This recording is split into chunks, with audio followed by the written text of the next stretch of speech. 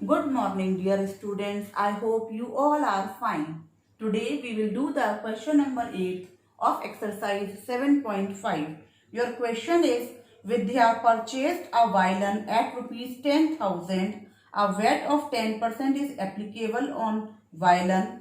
A shopkeeper offered 10% discount on the marked price. How much Vidya paid for the violin? देखिए class, मैंने आपको जैसे पहले भी बताया था, जब आपके प्रॉफिट एंड केवल प्रॉफिट लॉस के जब क्वेश्चन होते हैं तो वहां पर आपका बिल्कुल क्लियर दे रखा होता है सेलिंग प्राइस और कॉस्ट प्राइस, और आप प्रॉफिट और लॉस कॉस्ट प्राइस पे कैलकुलेट कर लेते हैं। डिस्काउंट तक भी आपका ठीक रहता है, क्योंकि डिस्काउंट हमेशा जो है मार्क प्राइस पे कैलकुलेट किया जाता है और आप सेलिंग प्राइस निकाल लेते हैं।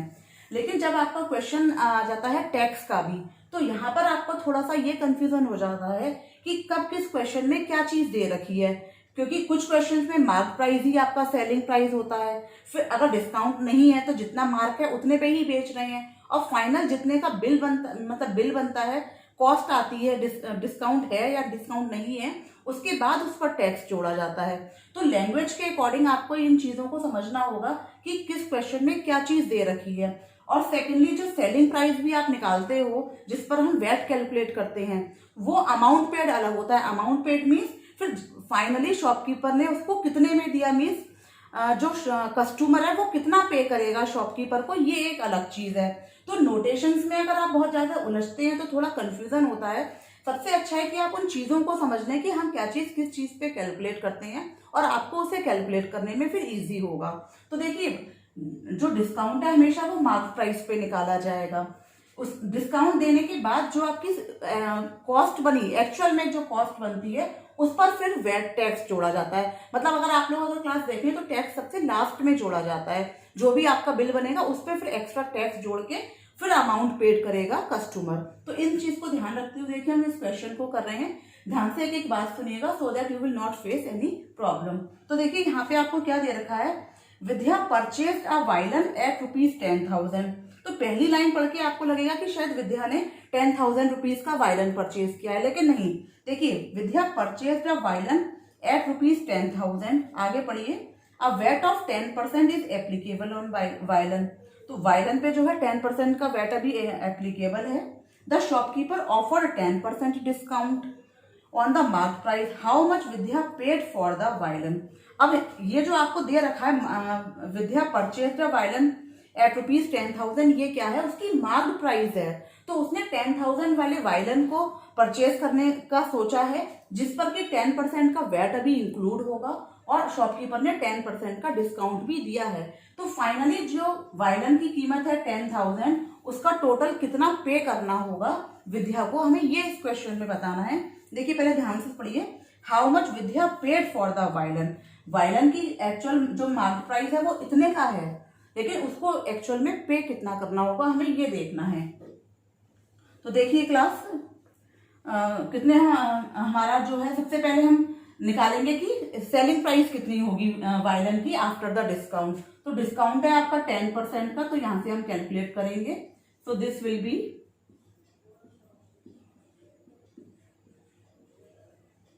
क्योंकि मार्केट प्राइस पर डिस्काउंट है हमें 10% का, तो हम पहले कॉस्ट फाइंड आउट करें कि कितना पे करना होगा, कितना सेलिंग प्राइस होगी उसकी, वो कितने में दे रहा है शॉपकीपर अभी। तो दैट वाज रुपीज 9,000। अब 10,000 वाला जो जिस पे मार्क है 10,000, डिस्काउंट के बाद उसकी कॉस्ट कितनी हो गई 9,000। अब जितने जो बिल बनता है एक्चुअल में, उस पे आपका डिस्काउंट कैलकुलेट होता है। अब 9,000 पे आप जो है वो टैक्स कैलकुलेट करेंगे। तो what will be the actual amount paid. तो अमाउंट पेड, जो कस्टमर है, जो विद्या है, वो 9,000 पे नहीं करेगी। क्यों? क्योंकि 9,000 पे अभी वैट भी देना है। वैट हमेशा डिस्काउंट के बाद जो अमाउंट बनकर आती है उस पे कैलकुलेट होता है।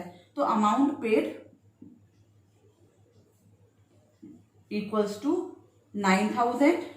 9,000 तो पे करना ही है, और इस पे 10% का आपका वैट भी, 10% ऑफ 9,000, ये आपका और कैलकुलेट हो जाएगा।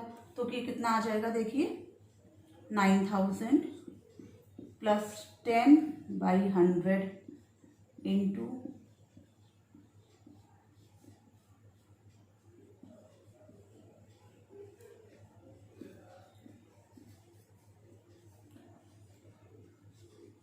9,900। तो देखिए क्लास, 10,000 का वायलन था, 10% का डिस्काउंट मिला, 10% का ही आपका वैट इंक्लूड हो गया, तो टोटल मनी आपको जो है 9,900 यानी कि केवल कितना 100 रुपीज का जो है डिफरेंस मिला है क्लास। देखिए तो देखिए शो ऐसे हो रहा है कि 10% का डिस्काउंट मिल रहा है, 1,000 रुपीज जो है हमारे डिस्काउंट मिल रहा है, हमें 1,000 रुपीज कम हो जाएंगे, लेकिन वैट जब जोड़ा तो फिर वापस हमारा 900 और ऐड हो गया, तो जो केवल हमें डिस्काउंट मिला वो कितने रुपीज का हुआ, सिर्फ 100 रुपीज का ही एक्चुअल में डिस्काउंट मिला है। राइट क्लास, तो आई होप क्लास आप इस तरीके से इस क्वेश्चन को अच्छे से समझ गए होंगे। ये कैलकुलेशंस क्लास प्लीज आप खुद से परफॉर्म कीजिए, जिससे आप अच्छे से क्वेश्चन में कैलकुलेशंस की मिस्टेक आप ना करें। Now let us look at the question number 9। This is, देखिए, there was a flat discount on any variety of shoes at the rate of 20%। तो 20% का डिस्काउंट मिल रहा है जितनी भी वैरायटी है शूज की। अब VAT 12.5% is applicable on shoes, और उसके बाद उस पर 12.5% का वैट लगेगा। Right, Madhu paid ₹6750। Madhu paid दे रखा है, उसने कितने रुपीज वाला शूज पसंद करे उसकी कॉस्ट नहीं है, ये दे रखा है। देखिए विद्या वाले क्वेश्चन में जो क्वेश्चन नंबर 8 था, वो जो वायलन की थी वो मार्क प्राइस दे रखी थी, लेकिन यहाँ पर अमाउंट पेड दे रखी है। मधु पेड ₹6,750, तो अमाउंट पेड यहाँ गिवन है। What was the mark price of the pair of shoes, यहाँ पर आपको मार्क प्राइस निकालनी है। क्लास देखिए, अगर आप इस क्वेश्चन नंबर 9 को देखें तो क्वेश्चन नंबर 8 का बिल्कुल रिवर्स है ये एक तरीके से। यहाँ पर हमें मार्क प्राइस दे रखी थी और हमने अमाउंट पेड निकाला था। यहाँ पर जो आंसर है, ये वाली वैल्यू आपको गिवन है, ये कितनी दे रखी है आपको 6,750, ये आपको यहाँ पर गिवन है, और आपने कैलकुलेट क्या करना है, ये आपको कैलकुलेट करना है जो इस क्वेश्चन में पहले गिवन था। तो देखिए, जब भी क्लास इस तरीके से क्वेश्चन हो आपका, तो सबसे इजी मेथड क्या है, आपने क्वेश्चन को यहाँ पे क्योंकि अमाउंट दे रखी है तो आपको एक्स लेके करना है। आप एक्स लेके अपना पूरा क्वेश्चन करेंगे, हम अमाउंट पेड पूरी एक्स की फॉर्म में निकाल लेंगे कि अगर मनी उसका जो मार्क प्राइस है अगर वो एक्स रुपीज है तो हमें कितना अमाउंट पे करना होगा। पूरा क्वेश्चन हम सॉल्व करेंगे एक्स में, और उसके बाद लास्ट में उस अमाउंट पेड को किसके इक्वल रख देंगे जितना हमें दे रखा है, तो वहां से हमारी एक्स की वैल्यू जो है वो इजीली कैलकुलेट हो जाएगी। तो इस चीज का ध्यान रखिए। आप क्वेश्चन को रिवर्स लेके भी चल सकते हैं, लेकिन उसके लिए जो है आपकी बहुत अच्छी प्रैक्टिस होना चाहिए, उसके बाद आप रिवर्स में क्वेश्चन लेके जा सकते हैं। लेकिन मैं प्रेफरेंस दूंगी आपको कि आप जो है उस क्वेश्चन को सीधा सीधा ही सॉल्व करें एक्स की फॉर्म में, और जो भी लास्ट में अमाउंट पेड आएगी एक्स में उसको आप इस क्वेश्चन में रख दीजिएगा। तो पहले जो चीज गिवन है हम वो निकालते हैं, और हमें जो लेट करना है मीन्स जो मार्क प्राइस है उसको हम एक्स लिख लेते हैं, जिससे आपको क्या क्या चीजें दे रखी है वो सब आपको कोई भी कंफ्यूजन नहीं हो। तो हम कैसे करेंगे क्लास, देखिए क्वेश्चन नंबर 9 है हमारा, let the mark price be ₹X।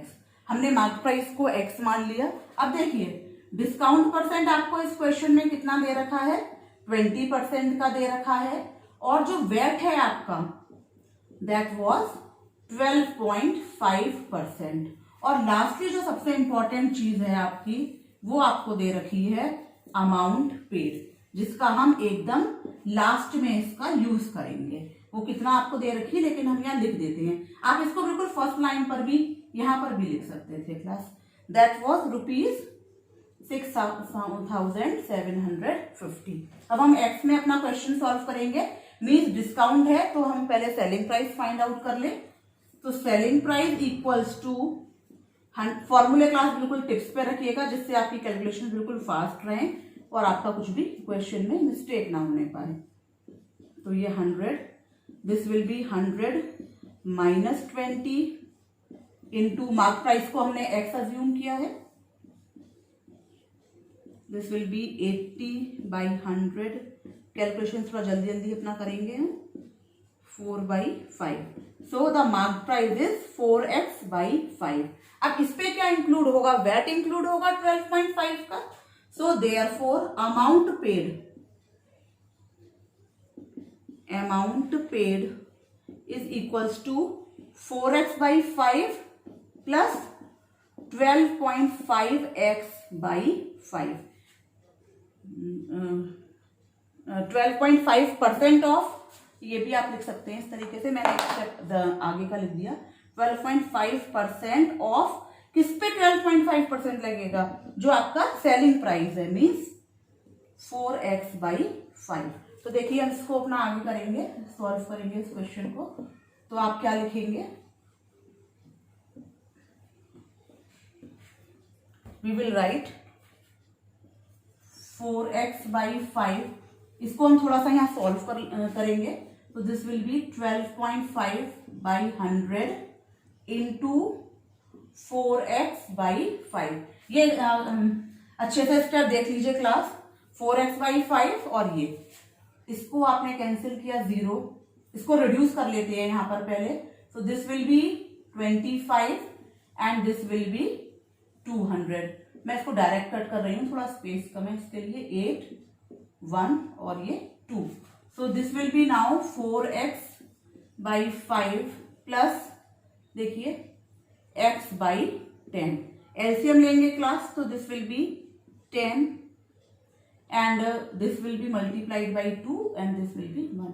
So this will be 8x plus x equals to 9x by 10.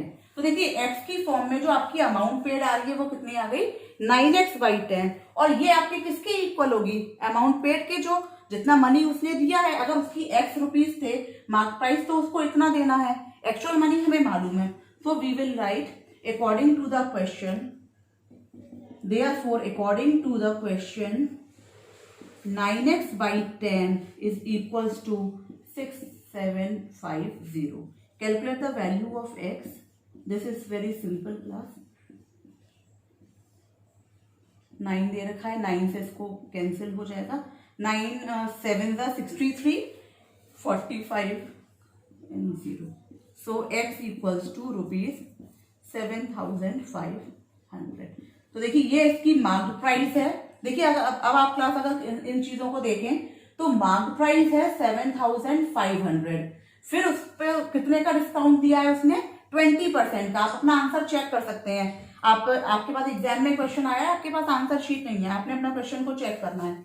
7500 की उसकी मार्क प्राइस है, 20% के डिस्काउंट के अकॉर्डिंग कितना हो जाएगा, 1500। हर क्वेश्चन को क्लास चेक जरूर कीजिए। कितना आ जाएगा आपका, 6000 रुपीज। अब 6000 पे कितना वेट है, 12.5 का। तो जब आप 600 का 12.5 निकालेंगे तो वो आएगा आपका 750।